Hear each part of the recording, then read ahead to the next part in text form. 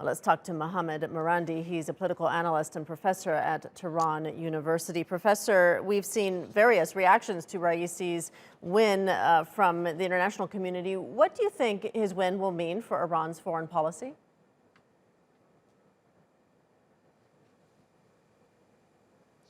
Well, his victory has been welcomed by non-Western countries, unsurprisingly. And Western countries, obviously, are never welcoming of anyone who is going to take a firm line with regards to Western politics and Western power projections. The problem that we have right now with the United States with regards to the JCPOA, the nuclear deal, is that the United States is trying to keep certain sanctions and, on the other hand, expect Iran to fully implement the nuclear deal. And the Iranians are not going to have any of that. And I think that with the election of Mr. Raisi, that is going to be even more the case, that the Iranians are going to remain steadfast. The Iranian position is very clear that the only way for rapprochement, in any way or form, is for the United States and the Europeans to fully implement the nuclear deal as it was supposed to be implemented in 2015, and only then can Iran reciprocate.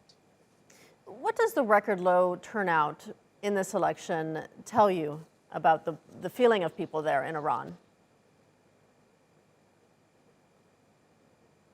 Well, it really wasn't that bad. It was 49%, and we have the coronavirus.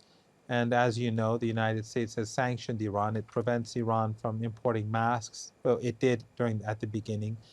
Now Iran makes its own masks, ventilators, and test kits as well. And right now Iran is prevented from importing vaccines by the United States.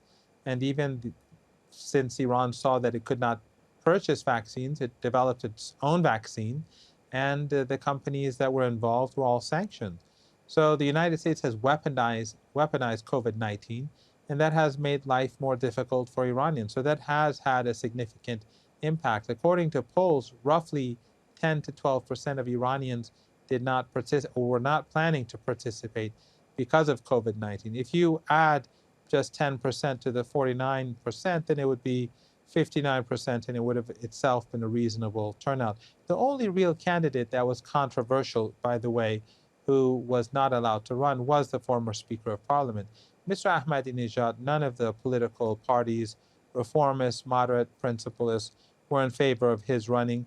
And the first vice president, because this administration is so unpopular, didn't have a chance in the world. So it was only Mr. Larijani, but he himself really didn't have a chance because he was seen as close to this administration. And I think it was for months we've seen in the polls that Mr. Raisi was well ahead. And as I said, the reason is because the current administration, partially because of fate, the Trump and the coronavirus, has been seen as ineffective. And so anyone who is in any way or form associated with the reformists or the moderates will not do well in these elections. All right, let's leave it there. Mohammed Marandi joining us from Tehran. Thank you.